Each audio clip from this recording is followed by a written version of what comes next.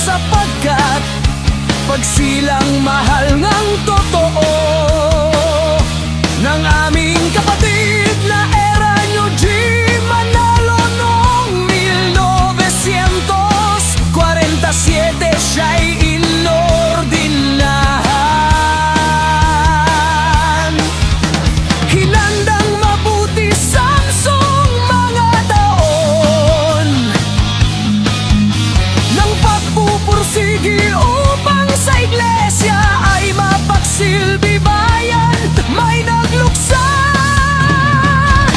ng sugoy, pumanaw ang mga kapatid, agad niyang dinalaw, kaniyang pinatatag na pawi. Ang lumbay iglesia ay lalo pang lumagot, tumibay. Ngalan niya'y natitig na bagong panahon. Sa pamamahalang may dakilang misyon, mula sa malayong lupa'y makarating doon. Ang buong buhay niya'y sa Ama hinandog. Sa iglesia ang mahal ay ipinaglingkod ng unang maningning.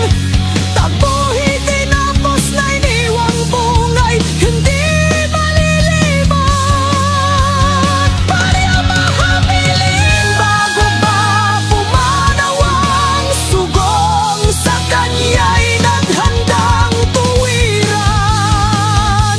Iglesia'y mahalin at mapangunahan, iyon ang ginawa't buhay ay inalay kay raming nadagang na mga ministro, kay raming kapilya sa bayan at baryo malaging tanggapan ng siyang naging sentro na italaga rin ang dakilang